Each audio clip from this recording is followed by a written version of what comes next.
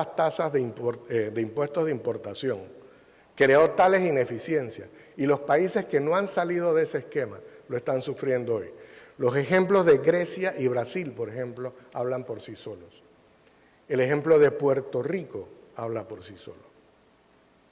Altas bases de tributación o una estructura de gasto que no hace al país competitivo. Y esto lo vamos a ver en algunos otros casos que vemos las estructuras actuales. Vamos a ver un momento qué es lo que utilizan, cuáles son las 4 herramientas. Lo primero, los impuestos que son directos e indirectos. Eso tiene mucha más formalidad, tiene menos discrecionalidad por parte del que lo paga. Si yo estoy asalariado, me descuentan el impuesto. Ya, no tengo más nada. Ahora, si yo uso el corredor y pago una tasa, tengo la decisión de usarlo o no usarlo. Ahí hay un grado de discrecionalidad que es diferente al grado de discrecionalidad que tiene desde el punto de vista del que lo paga el impuesto. El impuesto tiende a ser obligatorio. Tenemos tasas, derechos y en la estructura panameña hay las utilidades de empresas del Estado, de las cuales la más importante indudablemente se trata del Canal de Panamá. ¿Cómo se refleja eso en el presupuesto del año 2016, por ejemplo? Se refleja de esta manera. Los ingresos corrientes de gobierno central son aproximadamente un poco más de 7.000 millones de balboas, de los cuales los impuestos representan aproximadamente 5.4 billones de balboas. Después aparecen las utilidades de las empresas como el segundo elemento, que es un poquito menos del billón, de los cuales la contribución más importante sin duda es la Autoridad del Canal de Panamá. Después aparecen los derechos, otros ingresos y las tasas, para formar la totalidad.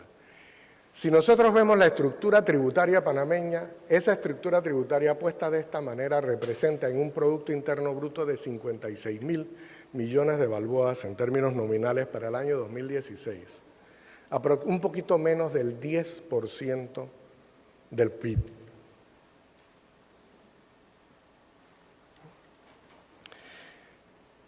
¿Qué nos llama la atención? La tasa nominal de los impuestos en Panamá para corporaciones es aproximadamente 20 y tantos %, bajó de 30, creo que está en 25. La tasa nominal de impuestos para persona natural es aproximadamente como 27-25%. ¿Cómo es posible que la relación de impuestos contra el Producto Interno Bruto, si las tasas nominales están por arriba de 25%, el coeficiente de impuestos contra el Producto Interno Bruto sea aproximadamente 2,5 veces menos del 10%? En Estados Unidos, la tasa nominal corporativa es 40%. La tasa efectiva de impuestos es 33%. En la Unión Europea, la tasa nominal de impuestos es aproximadamente 35%. La tasa efectiva en la Unión Europea es aproximadamente 26%. Entonces, obviamente, lo primero que nos dice es los impuestos no se aplican por partes iguales a todos. Porque hay una brecha entre ese 10% con relación al Producto Interno Bruto para llegar a la tasa nominal que se está perdiendo en algún lado.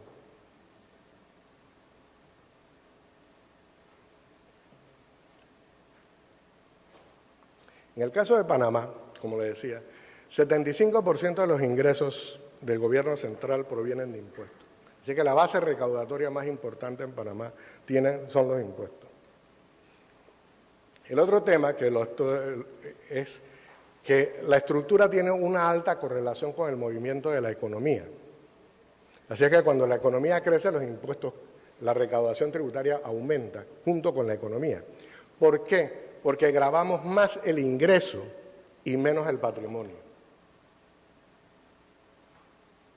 Entonces, la acumulación de riqueza que se refleja en el patrimonio tiene una incidencia fiscal menor que el flujo, que el ingreso. Entonces, uno de los elementos de equidad fiscal se pierde porque la persona que tiene mayor patrimonio posiblemente esté sujeto a tasas de tributación más bajas. Entonces es mucho más fácil en el proceso de recaudación recaudar sobre el flujo que sobre el patrimonio, porque nos trae todos estos temas de valorización que lo hace mucho más complicado. Y como ya había dicho, los impuestos representan menos del 10% del Producto Interno Bruto, cuando las tasas nominales son significativamente más altas que ese coeficiente. Cuidado. Si nosotros vemos a dónde se aplica el gasto, el ingreso, el impuesto, el total de los gastos del sector público excede la recaudación tributaria. Hay como 450 millones de balúas de diferencia, de mayor gasto que ingreso. Así es que como mínimo uno pensaría que el ingreso tributario debería cubrir los gastos de operación del Estado y en alguna forma producir un excedente de ahorro. Pero como se ve aquí, no sucede de esa manera. Si cubrimos los gastos de operación, ahí tenemos esa diferencia. Pero después aparecen las transferencias que hace el gobierno central a las entidades descentralizadas, que representa un pedazo relativamente grande. Pero mucho mayor que las transferencias aparecen los subsidios. Un subsidio es un impuesto con una tasa negativa. Y ese es el primer, quizás si algo quiero dejar en el ánimo de esta reunión, es entender que un subsidio es un impuesto negativo. Y si es un impuesto negativo, aquel que recibe el beneficio del subsidio lo hace a costa del que paga el impuesto. Si nosotros tomamos y reducimos de la recaudación el monto de los subsidios, que son impuestos negativos, entonces la presión fiscal, la recaudación neta con relación al Producto Interno Bruto, disminuye por debajo del 7%, que hace la brecha de equidad más grande entre la tasa efectiva con relación al Producto Interno Bruto y la tasa nominal que carga la ley. Y los subsidios generan desigualdad fiscal, porque evidentemente, ¿quién paga el subsidio?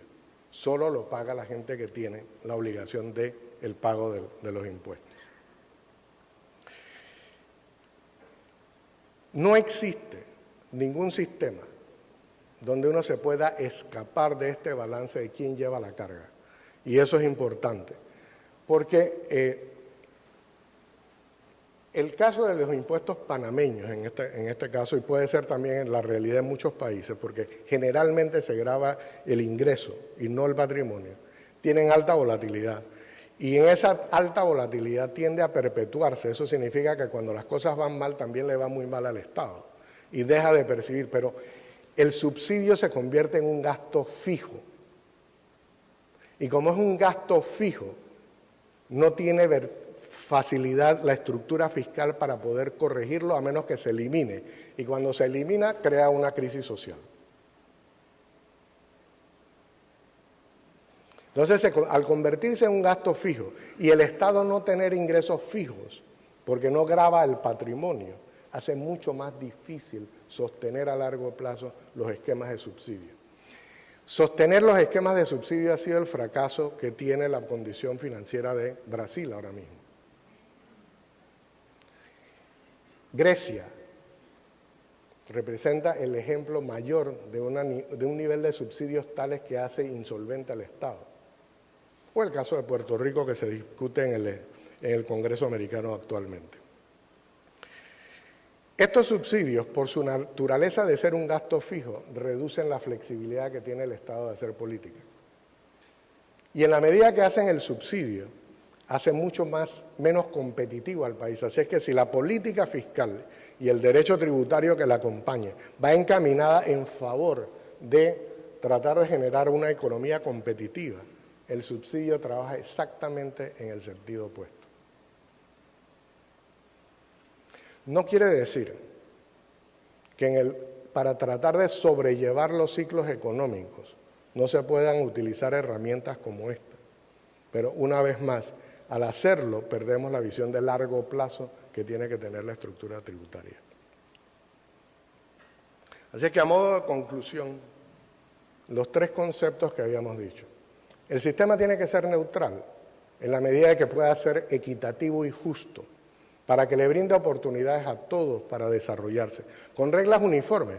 No era posible, para citar un ejemplo de fútbol, que ayer la selección de Panamá estuviera jugando con unas reglas mientras que la selección de Bolivia jugara con otras. No hace el partido justo, equitativo. Entonces, uno tiene que tener oportunidades en las cuales pueda trabajar con las mismas reglas y permitir que el desarrollo humano sea basado en la meritocracia y el talento, y menos en el favoritismo. Tiene que ser un sistema de equidad, donde todos pagamos por igual. La persona que tiene lamentablemente menos ingresos no utiliza menos las calles de Panamá que la persona que tiene más ingresos.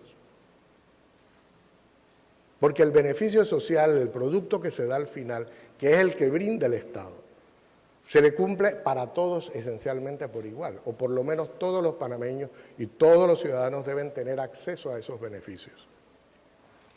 Y tiene que ser bajo un concepto de largo plazo, habida cuenta de que va a haber ciclos económicos donde uno se puede desviar, pero uno se puede desviar solamente por condiciones transitorias, por condiciones del ciclo económico, pero no como parte intrínseca de la estructura tributaria en función del crecimiento, la eficiencia y el desarrollo.